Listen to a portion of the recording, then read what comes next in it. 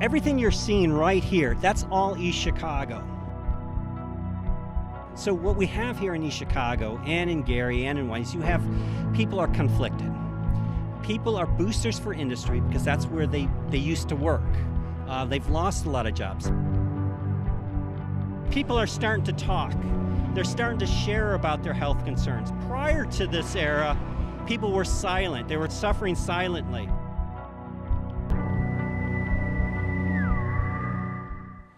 Hello, this is Connor Dorr with Hard Lens Media, field reporting here. We're in East Chicago, about to do a toxic tour. I'm here with Thomas Frank. How are you doing today? I'm doing pretty good, thank you. Well, in terms of the toxic issues in East Chicago, and just to clarify, East Chicago, Indiana, we're just over the political borders of Illinois. I inward migrated about 25 years ago. And then I became the director of the Indiana Shipping Canal, which was considered the most polluted body of water in the country.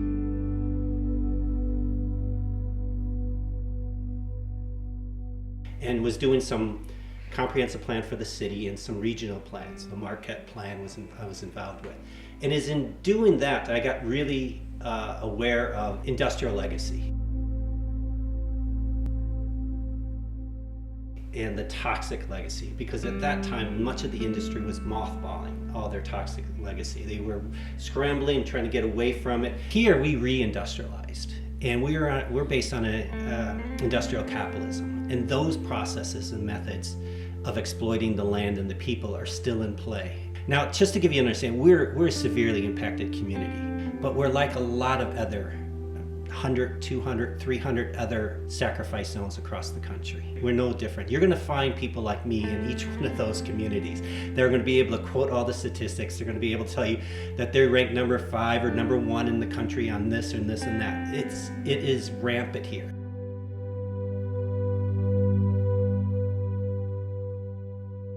We are a media black hole. The story doesn't continue. We will pop up when we are politically expedient for a power. We aren't solving the problems. We don't have a political system that is capable of solving these problems because the system is rigged against it. We need to exploit communities like this, and it's a regular practice.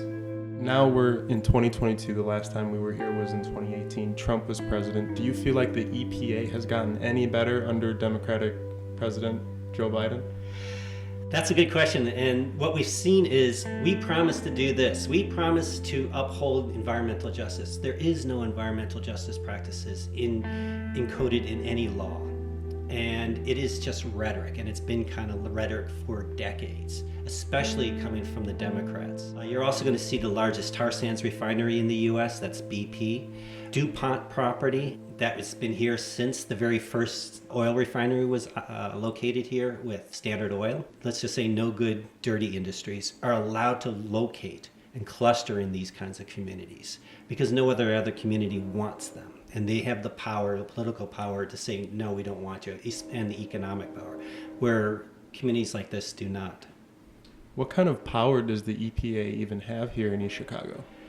The EPA brokers the public process, and they broker it on behalf of its stakeholders, and that's usually industry and the power establishment, which is often established through the industry. In Indiana, we have IDEM, Indiana Department of Environmental Management, which is really just an economic development arm of some lobbyists and the industrial base here. So do you feel like the EPA has, done their part in East Chicago, Indiana, or do you think that they can be doing so much more? And if so, what things can they do more? Well, first of all, they need to get rid of their economic measure for contaminations. They do cost-benefit analysis. Well, that's what an economist does, cost-benefit analysis. And that's how they treat the environment and they treat the people. Based on, if you don't have value here, well, it's not much cost, so we're not going to be destroying much when we locate something here. Now we're about 7th to 10th most biodiverse. We're losing biodiversity very quickly. A lot of this biodiversity we've lost in the last 10 years. Not the last 150 years, but just in the last 10 years. One of the things that you know about AJ communities is the life expectancy of the people in these kinds of communities, about 7 years less than other average middle-class communities. And that has to do with a lot of the environmental problems that they face with asthma, with cancers, with a lot of other things. We also here in East Chicago have the highest infant mortality rate in the country. We're sitting right above the Indiana Shipping Canal, which is connected to the Grand Calumet River system. And this flows right out to Lake Michigan. And this is where a lot of industry is located, is right off the canal. One of the things to recognize is even though it was considered the most toxic spot for the whole 20th century, when the EPA formed in the 1970s, 50 years ago, to this day, they have never done an environmental cleanup.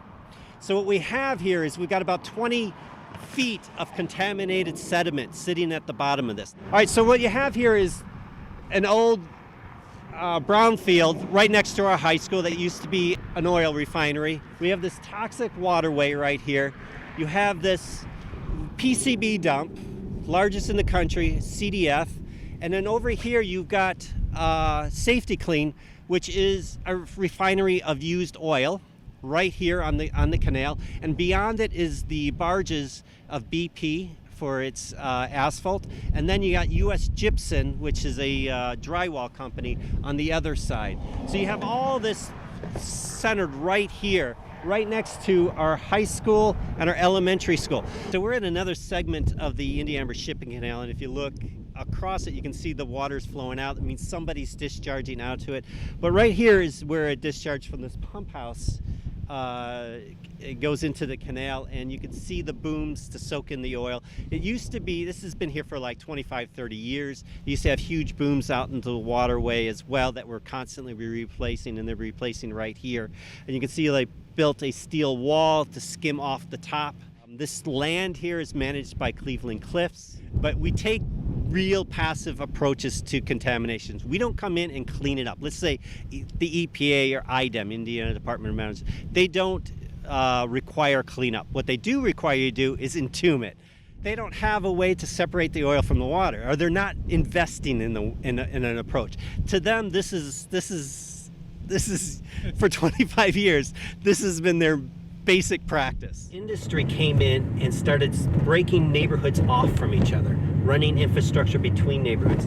So today you have 14 very distinct, separated neighborhoods that are broken off and isolated because of industry. And we're going to be visiting one of them right now called Marktown. And this is a National Historic District, beautiful little neighborhood that is falling apart because of disinvestment due to BP building the largest tar sands refinery right across the street and then announcing that they're going to tear down Marktown. So in the process right now, they've torn down about 25% of Marktown.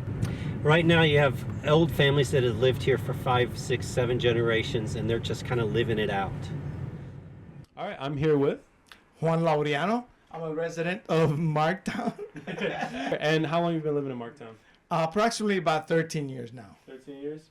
And living in your 13 years, how have you seen the community change since BP has set up camp? Well, it's been tough. From the beginning is when they initially started to tear down homes. And that's when we had the uproar, and Michael Puentes was here, and other news agencies were here, and the EPA, and because there was some problem with asbestos and all that uproar, but then that all went away. So now they're still tearing down homes in Marktown, but it's done very quietly. Previously with BP had the responsibility of letting people know, okay, hey, we're going to be in your neighborhood, we're going to tear some houses down, so we're going to create some dust. But the city is doing it very, very quietly. Why do you think they're doing it this way as opposed to doing it the right way? Well, they don't want any attention because their intentions are to build what I like to call is stick and veneer homes, what they've done in the harbor. And these are just very cheap and fast way of building tract homes, because they'll lay down a foundation of concrete, and all the piping and everything will run through the system, and you can have 6 homes built on one concrete slate. And I believe that that's what their intentions are for Marktown, to bring in Section 8 Illinois residents and other state residents for East Chicago to populate the area. Because to tell you the truth, if you go downtown East Chicago, it's a ghost town. How do you think we get Marktown back on track? How can we fight against BP? To keep Marktown as a residency would be to stop the city from tearing down any more houses, and instead of spending the money on Sunnyside, where they grant the owners of $40,000 to rehab their properties, why don't they offer that to Marktown?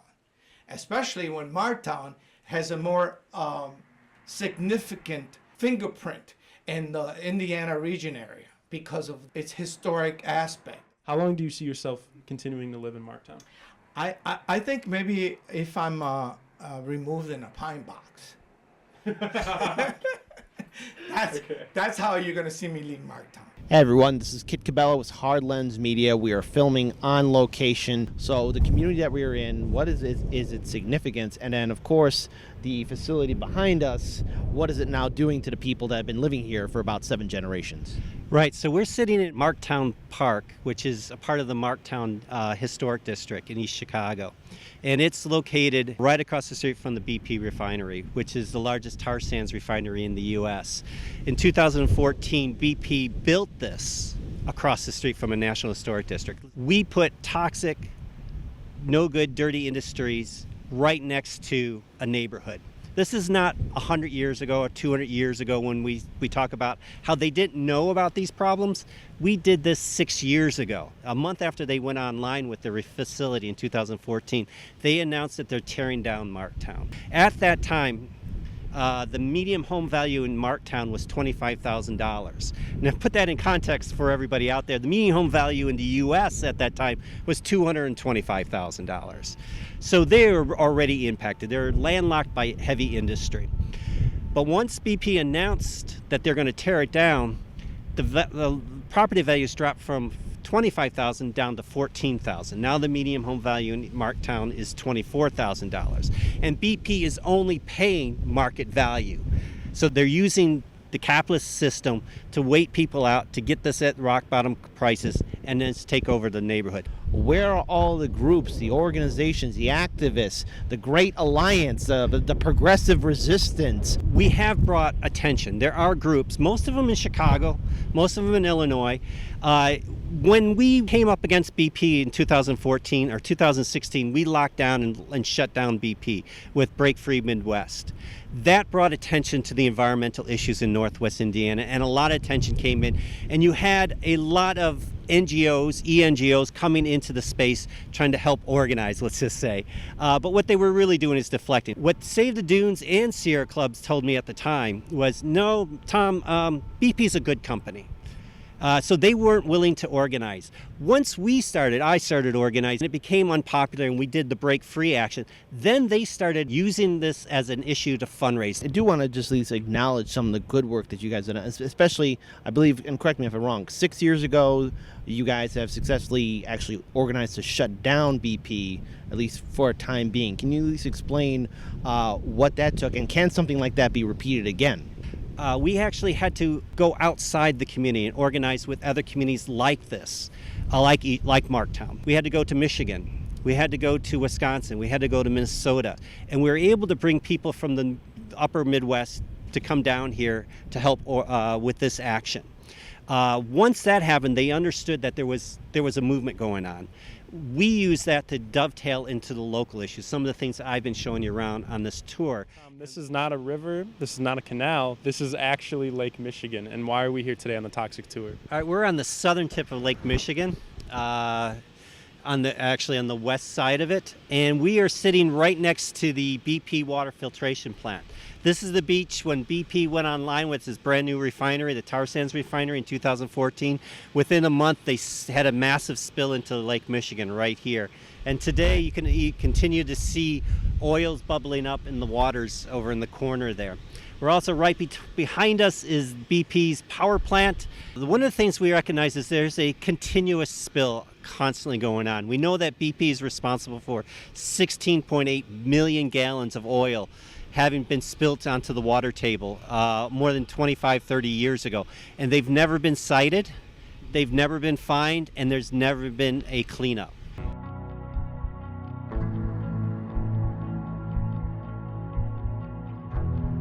About 5 years ago, Big Gary expanded the Gary Chicago Airport expanded its runway to receive commercial vehicle planes, and in so doing, they expanded over old industrial properties that contained a company called Conservation Chemicals, a lot of and also an oil refinery that was located right here. And so there were some legacy infrastructure underground.